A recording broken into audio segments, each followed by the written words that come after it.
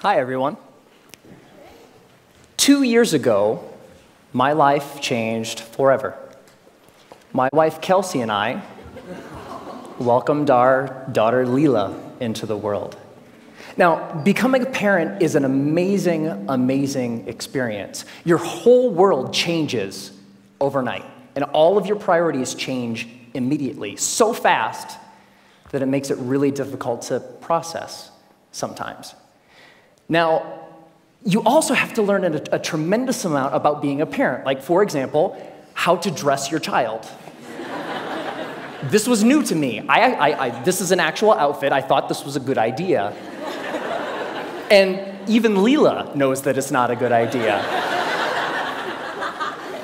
So there was so much to learn and so much craziness all at once. And to add to the craziness, Kelsey and I both work from home. We're entrepreneurs. We run our own businesses. So Kelsey develops courses online for yoga teachers. I'm an author.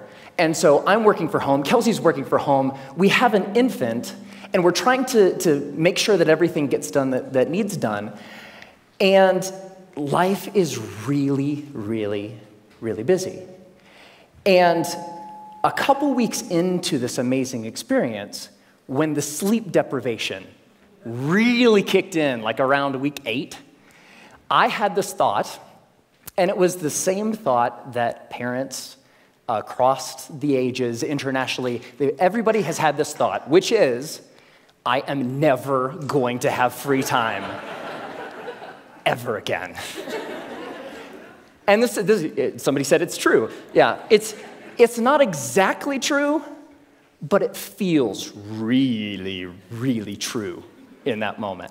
And this was really disconcerting to me, because one of the things that I enjoy more than anything else is learning new things. Getting curious about something and diving in and fiddling around and learning through trial and error and eventually becoming pretty good at something. And without this free time, I didn't know how I was ever going to do that ever again. And so I'm a big geek. I want to keep learning things. I want to keep growing. And so what I decided to do was go to the library and go to the bookstore and look at what research says about how we learn and how we learn quickly.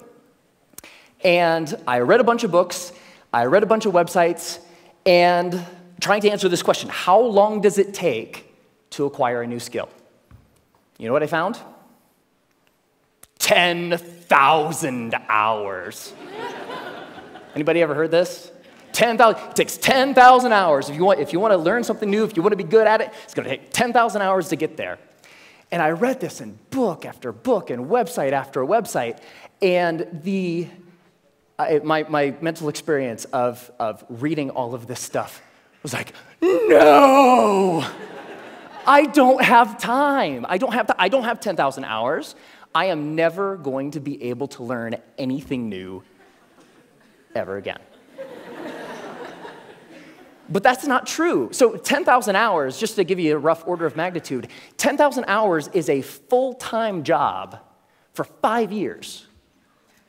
That's a long time. And we've all had the experience of learning something new, and it didn't take us anywhere close to that amount of time, right?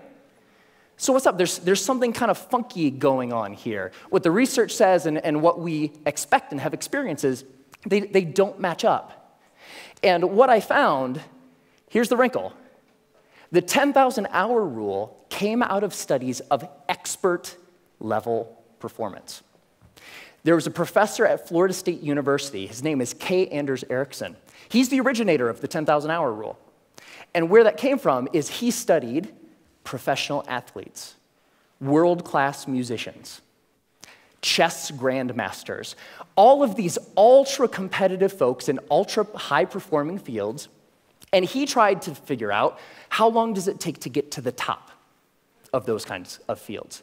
And what he found is the more deliberate practice, the more time that those individuals spent practicing the elements of whatever it is that they do, the more time you spend, the better you get. And the folks at the tippy top of their fields put in around 10,000 hours of practice. Now, we were talking about the game of telephone a little bit earlier. Here's what happened. An author by the name of Malcolm Gladwell wrote a book in 2007 called Outliers, the Story of Success. And the centerpiece of that book was the 10,000-hour rule. Practice a lot, practice well, and you will do extremely well. You reach the top of your field. So the message, what Dr. Erickson was actually saying is, it takes 10,000 hours to get to the top of an ultra-competitive field in a very narrow subject.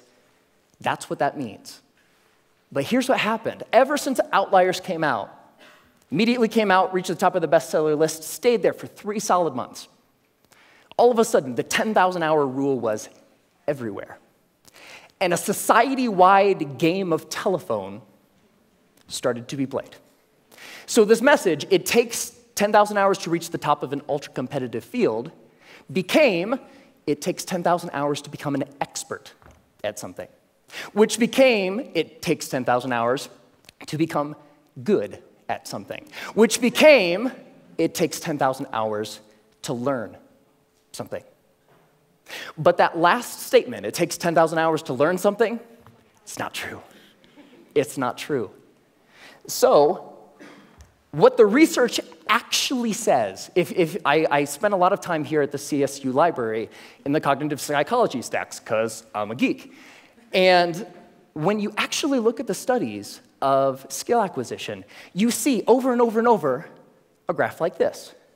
Now, researchers, whether they're studying a motor skill, something you do physically, or a mental skill, they like to study things that they can time, because you can quantify that, right? So they'll give research participants a little task, something that requires physical arrangement or something that requires learning a little mental trick, and they'll time how long a participant takes to complete the skill. And here's what this graph says. When you start, so when researchers gave participants a task, it took them a really long time because it was new and they were horrible. With a little bit of practice, they get better and better and better, and that early part of practice is really, really efficient. People get good at things with just a little bit of practice. Now, what's interesting to note is that if, we don't really, for skills that we want to learn for ourselves, we don't care so much about time, right? We just care about how good we are, whatever good happens to mean. So if we relabel performance time to how good you are, the graph flips, and you get this famous and widely known, this is the learning curve. And the story of the learning curve is when you start, you're grossly incompetent and you know it, right? With a little bit of practice, you get really good really quick. So that early level of improvement is really fast. And then at a certain point, you reach a plateau, and the subsequent gains become much harder to get. They take more time to get. Now, my question is, I want that, right? How long does it take from starting something and being grossly incompetent and knowing it to being reasonably good in, hopefully, as short a period of time as possible? So, how long does that take? Here's what my research says. 20 hours. That's it. You can go from knowing nothing about any skill that you can think of. Want to learn a language? Want to learn how to draw? Want to learn how to juggle flaming chainsaws? If you put 20 hours of focused, deliberate practice into that thing, you will be astounded at how good you are. 20 hours is doable. That's about 45 minutes a day for about a month, even skipping a couple days here and there. 20 hours isn't that hard to accumulate. Now, there's a method to doing this, because it's not like you can just start fiddling around for about 20 hours and expect these massive improvements. There's a way to practice intelligently.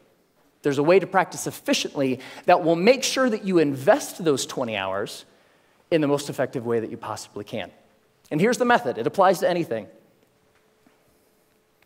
The first is to deconstruct the skill. Decide exactly what you want to be able to do when you're done, and then look into the skill and break it down into smaller and smaller pieces. Most of the things that we think of as skills are actually big bundles of skills that require all sorts of different things. The more you can break apart the skill, the more you're able to decide what are the parts of this skill that will actually help me get to what I want, and then you can practice those first. And if you practice the most important things first, you'll be able to improve your performance in the least amount of time possible. The second is learn enough to self-correct. So get 3 to 5 resources about what it is you're trying to learn. Could be books, could be DVDs, could be courses, could be anything. But don't use those as a way to procrastinate on practice. I know I do this, right? Get like 20 books about the topic. It's like, I'm going to start learning how to program a computer when I complete these 20 books. No, that's procrastination. What you want to do is learn just enough that you can actually practice and self-correct or self-edit as you practice. So the learning becomes a way of getting better at noticing when you're making a mistake and then doing something a little different. The third is to remove barriers to practice. Distractions, television, internet, all of these things that get in the way of you actually sitting down and doing the work. And the more you're able to use just a little bit of willpower to remove the distractions that are keeping you from practicing, the more likely you are to actually sit down and practice, right? And the fourth is to practice for at least 20 hours. Now, most skills have what I call a frustration barrier. You know, the grossly incompetent knowing it part. That's really, really frustrating. We don't like to feel stupid. And feeling stupid is a barrier to us actually sitting down and doing the work. So by pre-committing to practicing whatever it is that you want to do for at least 20 hours, you will be able to overcome that initial frustration barrier and stick with the practice long enough to actually reap the rewards. All right? That's it. It's not rocket science. 4 very simple steps that you can use to learn anything. Now, this is easy to talk about in theory, but it's more fun to talk about in practice. So one of the things that I've wanted to learn how to do for a long time is play the ukulele. Has anybody seen Jake Shimabukuro's TED Talk where he plays the ukulele and makes it sound like he's like an ukulele god? It's amazing.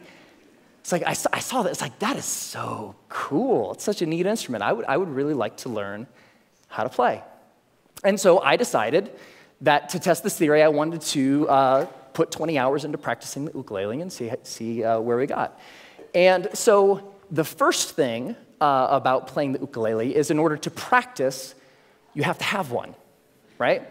So I got an ukulele, and my lovely assistant, thank you, sir. I think I need the cord here. It's not just an ukulele, it's an electric ukulele. Yeah.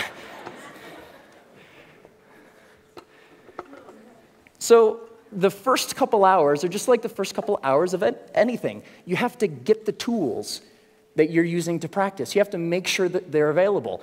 My ukulele didn't come with strings attached. I had to figure out how to put those on. Like, that's kind of important, right? And learning how to tune and learning how to make sure that all of the things that need to be done in order to start practicing get done, right? Now, one of the things when I was ready to actually start practicing was I looked in online databases and songbooks for how to play songs. And they say, okay, ukuleles, you can play more than one string at a time, so you can play chords. That's cool. You're accompanying yourself. Yay, you. And when I started looking at songs, I had an ukulele chord book that had like hundreds of chords. I was like looking at this thing, like, whoa, that's intimidating. But when you look at the actual songs, you see the same chords over and over, right? As it turns out, playing the ukulele is kind of like doing anything. There's a very small set of things that are really important and techniques that you'll use all the time. And so in most songs, you'll use 4, maybe 5 chords, and that's it. That's the song. You don't have to know the hundreds as long as you know the 4 or the 5. So while I was doing my research, I found a wonderful little medley of pop songs by a band called Axis of Awesome. And somebody knows it. And what Axis of Awesome says is that you can learn, or you can play pretty much any pop song over the past 5 decades if you know 4 chords. And those chords are G, D, E minor, C. 4 chords, pump out every pop song ever, right?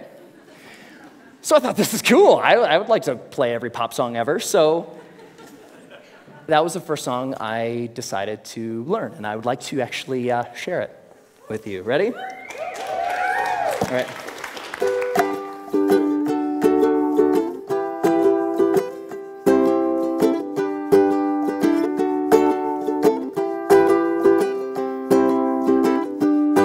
Just a small town girl living in a lonely world. She took the midnight train going anywhere. I heard that you settled down, that you found a girl, that you're married now. Every night in my dreams I see you, I feel you. That is how I know we'll go on. I won't hesitate no more, no more. It cannot wait, I'm yours. 'Cause you are amazing. We did amazing things. If I could, then I would. I'd go wherever you will. And can you feel the love tonight? Can live with or without you? When I find myself in times of trouble, Mother Mary comes to me. Sometimes I feel like I don't have a partner. No woman, no cry, mama, this surely is a dream. I come from a land down under. Once a jolly swag man camped by a billabong. Hey, I just met you, and this is crazy. Now here's my number, so call me. Hey, sexy lady, whoop, whoop, whoop, whoop, whoop 'em Gangnam Style. Time to say goodbye. Closing time. Every new beginning comes from some other beginning's end.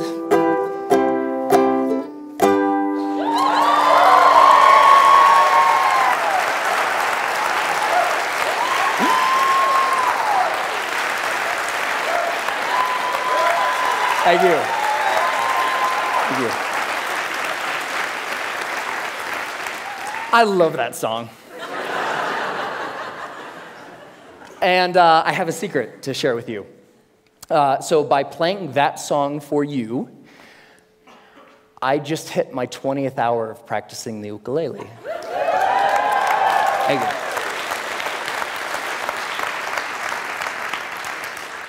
And so it's amazing, pretty much anything that you can think of.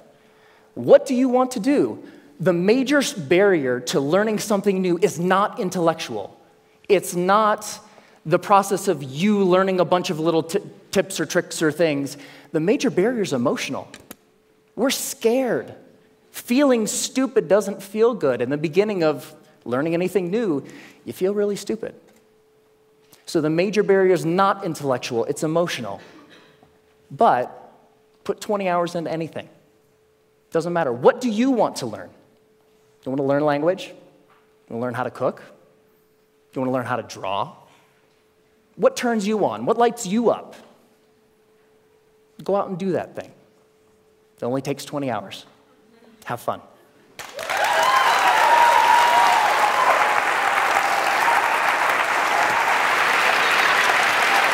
Great job.